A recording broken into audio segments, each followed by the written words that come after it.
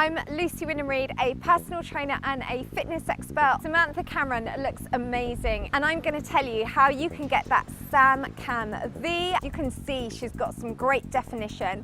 So I'm going to show you some exercises that you can do to get in fabulous shape, just like she is. And then also we're going to look at David Cameron, even though he's spent £21,000 at least on personal training, and it obviously hasn't worked. So I'm going to show you what I would do and how you can get rid of that David middle-age spread. To power walk, you simply just walk faster, and it's really important when you're power walking, really use your arms. This helps with the calorie burn. You want to also make sure you take a good long stride and you keep those abs pulled in tight. Okay, so a really good thing to do with running, which really helps to get rid of any ab fat, is to add some HIIT training to it. And a good way to do this is perhaps find one tree and then sprint from one tree to another and then just take it back to a gentle jog. The first exercise I'm going to show you how to do is the burpee.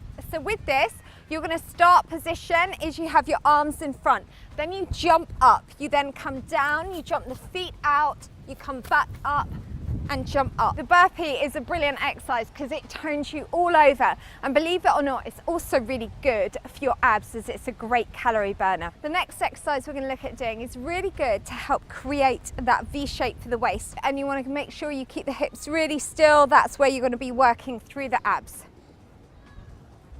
This is working through those abs, and we're going to come down onto the ground. So you're in a seated position, you have your knees bent, have your toes slightly pointing up, pull those tummy muscles in tight and extend your arms straight out in front and literally just go from one side straight to the other. If you feel it in your back, then sit a little bit further up and really make sure you keep those tummy muscles pulled in tight. So for the lunge, what you need to do is come into a split stance and have both your arms extended in front. Then we're just going to lunge that leg and at the same time pull your arm back as if you're pulling back a bow and arrow. Hold and then come back to the start position. This exercise, you need to stand with your feet slightly wider than hip width distance apart. Then place your fingertips either side of your head, and then we're simply just going to squat nice and low, keeping your arms out to the side. Hold and then come back up to the start position. This is how we do a press up. You want to come up so you're in a straight line. You have your hands slightly wider than shoulder width distance apart, your fingertips pointing forwards, and then we're just going to lower down, hold, and then push straight back up. Come back down